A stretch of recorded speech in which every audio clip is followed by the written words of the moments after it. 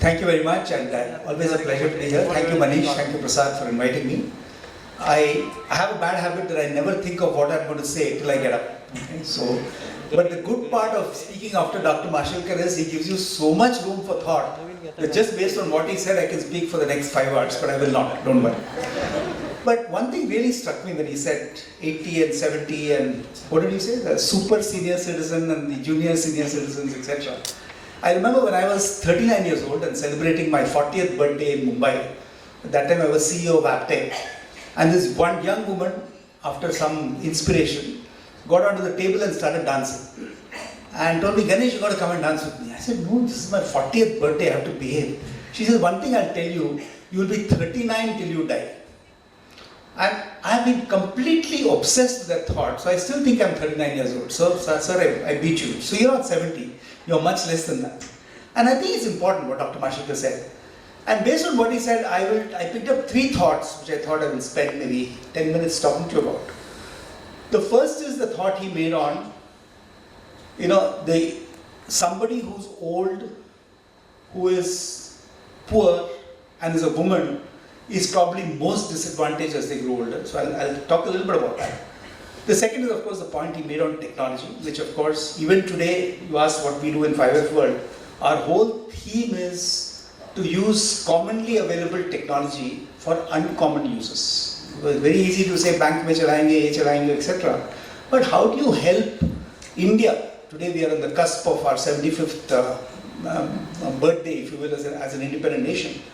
But how are we really using technology which we are serving the rest of the world? I spent my entire career building technology solutions for the world. But how do we make it work for India, which is our mission as far as 5F World is concerned. And the third is I want to touch upon something that I think all of you have talked about, which is scale. Because I think Aaji Care, so many other institutions have tremendous scope, have tremendous purpose, but they don't discover what is the formula to scale. So I will maybe give you a few thoughts on that. So first is on the point of being old and being poor and being a woman. I still remember I've been doing social work in this city since I moved here. So 2001 I came to Pune. 2003 we started Zensar Foundation and then a whole bunch of stuff, and I'll talk a little bit about that. But I still remember the first person I met who was a truly inspiring social worker, even before I met Dr. Mashelkar, was Vandana Chavan. And Vandana Chavan, as you know, has been an MP, president of the NCP party in Pune, and an absolutely amazing woman. Her passion is clearly something that, and I was telling her that, look, Vandana, I want to do something in Pune. She said, why don't we start with the villages? And I still remember she took me to a little village called Sudumbre, which is near Talegaon, and 3,200 population. And she said, what can you do for this village? So I said, the usual, we'll do counseling, healthcare, vagera, vagera. And she said, you're a digital guy, why don't you set up a digital center in the village of Sudumbre? So we did that. 4 computers, self-learning capabilities, etc. We just put it there. We didn't train anybody, we didn't tell anybody what to do, nothing. Okay, it was just there. Okay.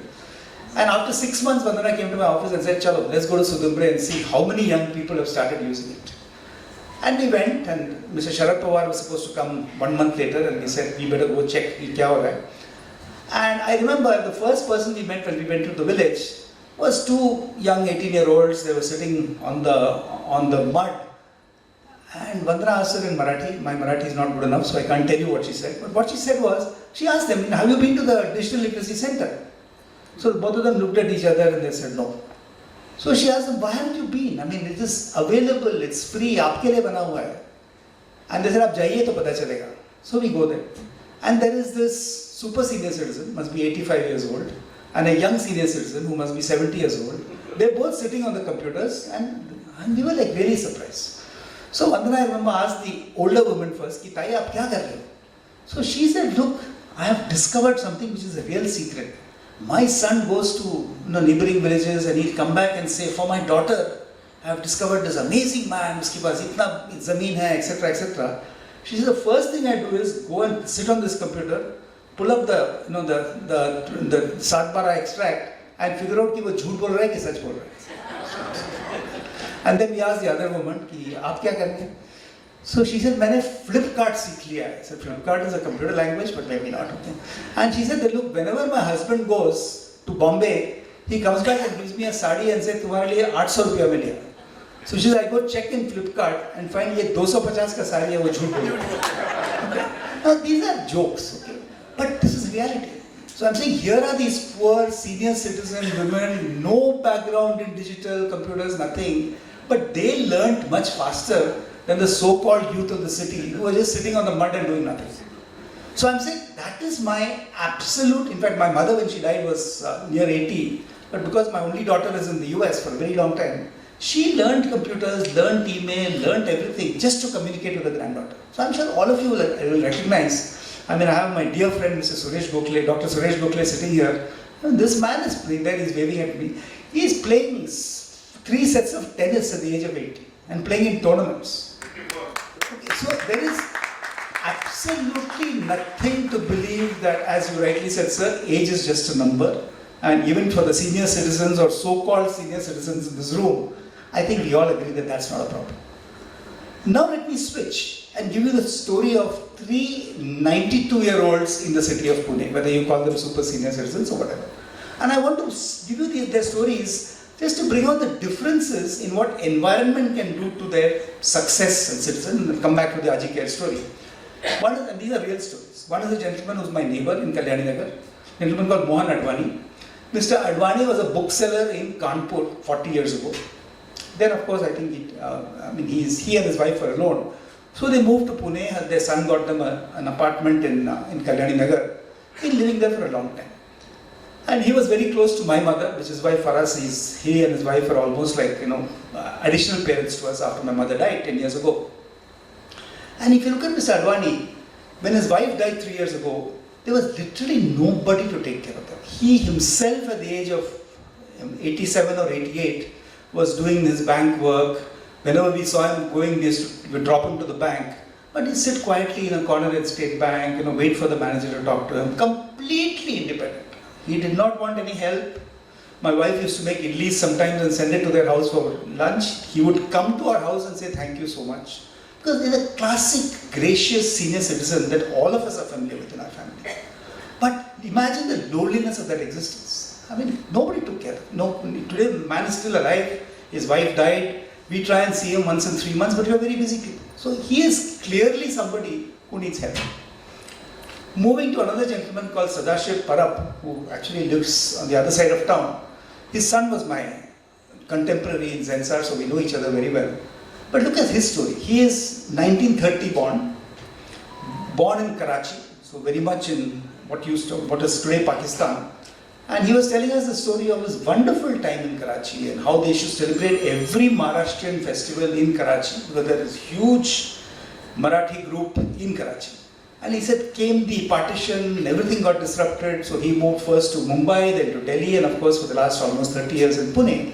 Fortunately, his second son, my colleague lives in San Francisco, but his second son is there living with him and taking care of him.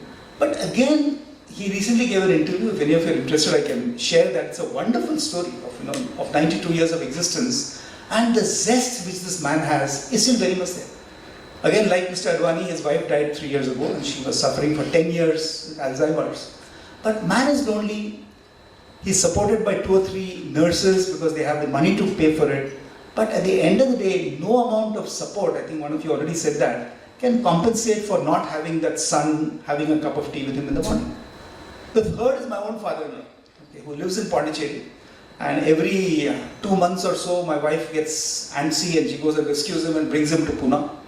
Okay, but he's miserable in Pune because he was born and raised in a little town called Pondicherry.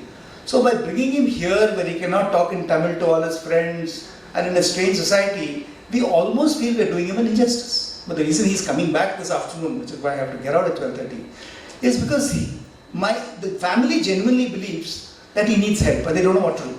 And the only unfortunate, like many South Indian families, while they have 5 children, 4 of them are settled in the US, which is true for I think most of us nowadays. And me and my wife being here are literally the only people who can actually take care of it. But they're too old. My mother-in-law is 89, he is 92, half dementia. How can he travel to the US? So it's like we take care of him. So I think these are 3 classic stories of, okay, now it goes from levels of not being so well off like Mr. Advani, reasonably well off by like Sadashiv Parab, very well off like my father-in-law. I mean, he can afford to travel every month to the US, but all suffering from the same problems of loneliness, everything that you mentioned, loneliness, decay, I mean, obviously at the age of 92, poor health, and not too sure what is their vision of the future. And I think what you're doing, to my mind, is absolutely essential. And one of the reasons I'm here on a Sunday morning is to make sure that, to tell you that, look, we're all committed to making good things happen in this place. Let me talk a little bit about commonly available technology. I mean, today, I'm sure many of you know, I remember in the old days, we used to say that, oh, India is very backward, we do technology for the world, yahan kuch nahi hota hai. But as many of you would know, today India is the most advanced in payments technology. You know, UPI, Google Pay, etc., etc. Even today when we go to America, America is far behind. Europe is much further behind. They have the technology, but our ability to find interesting uses is very, very unique. And I was talking to my very good friend Nandan Nilekani. I mean, Nandan Nilekani was one of the founders of Infosys, is today the chairman of Infosys. But Nandan was the person who actually created the Aadhaar program, or created what is called UID, which is the Unique Identity System, which all of us have today, Aadhaar cards. And he was a person who was supported initially by Chidambaram and Manmohan Singh, and of course when Prime Minister Modi came to power, he met Nandan and said, please continue your good work. Because UPI is an amazing innovation. Today, if any of you know, they are coming out with this phenomenon called ONDC, which is the Open Network for Digital Commerce. And you will find that there are digital platforms that enable each one of us to collaborate, each one of us to make things happen. I am experimenting with a digital platform for my father-in-law. For instance, he has a very good friend in Pondicherry called Guneshekaran. And when he comes to Pune, he misses Guneshekaran the most. Because Guneshekaran has lots of time, he's also retired. He doesn't travel. But he comes every day to my father-in-law's house at morning and afternoon and spends time. So we're putting in a complete digital platform where Guneshekaran's house is fully connected, literally on one step from my father-in-law. So my father-in-law, after switching off Sun TV, will just press another button and he'll be online with Guneshekaran. So we want to make sure that he gets almost a near experience. I mean, Mr. Guneshekaran cannot have filter coffee, so he may not be that happy. But at the same time, the communication will continue. So ONDC is going to be a digital commerce platform which will enable agriculture, healthcare, everything to happen. So I'm hoping that people like Aaji Care will not only get the hundreds of people into your centers, but even if other people want to interact with you, you can actually make that happen. In fact, we have now invested in a company called Imoha Health, okay, which also has a group called Epoch. Now this is an extremely well-funded company, set up by a very big private equity company. We have lots of money, but I think the scope of work that you are doing in Aaji Care is something that we can learn from for Epoch and Imoha Healthcare. Because that is the fine work you're doing. And it comes with a passion. I mean, you heard three of them speak. The passion is visible. Because as I think somebody rightly said, if it doesn't start with a heart and if you don't have that passion, no amount of money will solve the problem.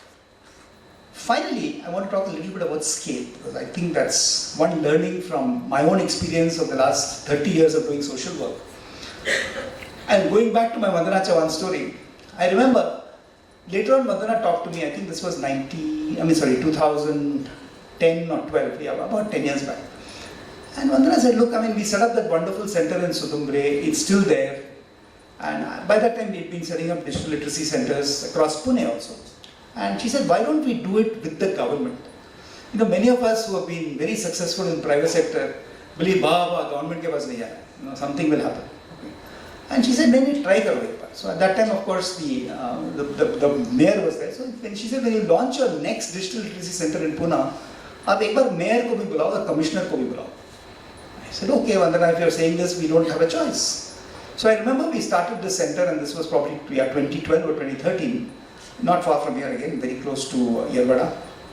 And the mayor and the commissioner at that time, a gentleman called Kunal Kumar, he had just come in at as commissioner. So they came and they attended the inauguration and they would say, let's go scale karo yaar. I said, scale to karenge, but I mean, Zensar has limited funds. I mean, maybe we'll invest about 3 crores, 4 crores in Pune this year. He said, that is nothing. These problems of Pune cannot be solved with your 3 crore, 4 crore investment. You have to invest 30, 40 crores every year. I said, I asked him jokingly, Kunal, I said, Kunal, aap paisa doge kya? He said, nahi, let me give you one thing about scaling. Never ask the government for money and never give money to the government. for obvious reasons. So I said, how is this model going to work?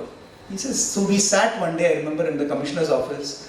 We spent 4 hours and we created this model, which is extremely successful today. Today in Pune itself, we have 110,000 slum youth who have benefited from our interventions. So he said, so let's set up centers which are completely funded by the government. वो government का center है, okay? But you run it for us. I said, what government ka center? He said, look, we have 250 full buildings in the city of Pune which are unoccupied. Okay, which you come and you go and see 50 buildings and tell me which ones you want. So I remember, if any of you know, we have 14 lighthouses today. They're all big, independent, standalone buildings. You go to see the Vadgaon Sheri or the Yerwada or the Aung Lighthouse. So really nice places. So we are saying the slum youth should not feel कि किसी ने मेरे ऊपर charity किया and they're giving me this dirty center. It should be really, really nice. And all the centers are like that. And the government spends 18 to 20 crores every year on new centers, refurbishing. We raise 14 to 15 crores every year on actually making this model happen. So we run the entire centers for them. And it's been a very successful model. It's so much so that Manish Sisodia, who is the Deputy Chief Minister of Delhi, he flew down just before COVID to spend 4 hours in the center. And he said, "Hamare Delhi mein 4 center khulna hai." Okay. Now, again, they gave all the places, etc. And we have to raise the money. But interestingly, Manish, and I want you to know this, what you said jocularly, I know, that all money goes to the Prime Minister's Relief Fund is not true. Okay, initially it was true, today it's still true for some public sectors because they don't have a choice. But many of the large corporations and the large foundations are willing to fund good causes. And I'll end by giving you 3 examples. One is Pune City Connect, which is what we talked about. Lighthouse Communities Foundation is the new name we have given for it, because today we are not just in Pune, we've just set up a very successful center in Mumbai, in Kalyan. Setting up, we just inaugurated a second center in Delhi, the first center in Bhubaneswar. So we really want to be a north, south, east, west national player. We know it will take 10 years, but our commitment is this 100,000 will become 1 million, or at least 10 lakh people by 2030. I mean, we know we can make it happen. So what do? We go to all the large corporates. There are 14 corporates in the city of Pune who are funding us 1 crore per year, and it's a 3-year commitment. Michael and Susan Dell Foundation in the US is funding us for Delhi, which is 15 crores for 2 years and then 15 crores afterwards. So there is money available. To switch to a larger scale, I don't know how many of you have ever heard of an entity called Educate Girls. Now, Educate Girls was set up by a lady called Safina Hussain 10 years ago in Bombay. Today we work in all the tribal districts of Rajasthan, MP, Uttar Pradesh. Our goal is very simple. Every girl child in the tribal areas must be in school. Okay, and unfortunately in COVID, more girl children actually dropped out of school because they started doing housework, etc. So now we have, in this year, we have a mission of 7.5 lakh little girls who are to be put back into school. So we have 4,000 people spread across all these states, and then we want to start Jharkhand and Bihar. Now you'll say, iske liye paisa kahan hai? You'll be surprised. We raise $50 million a year, every year for the last 5 years. Paisa hai. Paisa hai. And this is from, I can mention, Audacious Foundation, Rockefeller Foundation. I remember there is this, many of you may know that there is this lady, Jeff Bezos, who's the Amazon owner. His wife, his name is Mackenzie Bezos. When they had a divorce, okay, suddenly Mackenzie Bezos got a lot of money as divorce alimony. And everybody said, all the charity people, and she said, I want to give everything away to charity. So Safina Hussain and I sat and said, इनको भी एक proposal भेजते हैं. So $10 million, which is quite a lot of money as you can imagine. We sent a $10 million proposal to them. Immediately we got a reject. Sorry, we can't help you. So we said, can we at least do a phone call? Find out क्यों आप नहीं दे रहे हो मुझे हमें पैसा. So we called. We said, 10 million is too small for Mackenzie Bezos. Please come to us when you have a large plan. So Safina said, can we give you what is the minimum? She said, minimum is 25 million. I said, can we give you a 26 million proposal? So we wrote it the same day, sent it to her, and Dr. Mashilkar, you won't believe, within 2 hours we got an okay, 26 million sanction, and within 7 days, money was in the bank. And she has, I'm sure you know, there are 7 other NGOs who have been funded 25 million each by Mackenzie Bezos in India, and she still has $1 billion to spend. So I'm saying, if the cause is good, it can be done. I'm also on the board of an entity in Singapore called Asian Venture Philanthropy Network, where we are doing pooled funding, which means that anybody who has a great cause, we will go out and talk to all the American foundations and say, can we create a pool of, let's say, $10 million, $20 million to enable these people to scale. So all this is available in this country. So I'm just saying it's a question of अगर आपके पास vision है, passion है, we have to now figure out ways in which that can get funded. Whether you get a messiah like Kunal Kumar as commissioner, and Kunal today is the Smart Cities Commissioner of Government of India, so he's still our best champion. And every commissioner who came to Pune after that, I remember first time, of course Kunal Kumar said कि भाई आप लोगों को standing committee के पास जाना होगा to get approval. And I'll never forget that day because obviously neither me nor my partner, a lady called Ruchi Mathur, who's again, I am Ahmedabad 1995 batch, extremely bright but committed to social sector. We both went and we took a Marathi speaking young person along, because we don't speak Marathi. And I still remember we didn't have to make a presentation. All we were asked in the standing committee of Pune Municipal Corporation was, कौन पैसा बनाएगा इसमें से? We said, कोई पैसा नहीं बनाएगा. We explained our model, government will do this, etc. A lot of people lost interest for other reasons. But some people said, oh, this is a great model. Nobody is making money here. Okay, and that is, I think, the success of what we're trying to do. And I think we have to find those models. I mean, I would strongly encourage Aaji Care, go to government and get those buildings completely done by them. They owe it to society. I mean, government cannot ignore its own responsibility of making senior citizens happy and successful. The same thing we told them about slum youth, the same thing Safina was saying, tells them about rural children. And today the chief secretaries of UP, MP and Rajasthan are totally in support of educated girls. So thoda bahut we have to realize, and this is Azadi Ka Mahotsav. This is 75 years when the government also believes that everybody must work together for India. So let us not be cynical. Let us assume that Aaji Care will be supported not only by the people in this room, but by every corporate, by every philanthropic foundation, by other civil society members, and let us collaborate to make this a very, very successful organization. So I wish you all the best, and I hope that we will see great success. Thank you.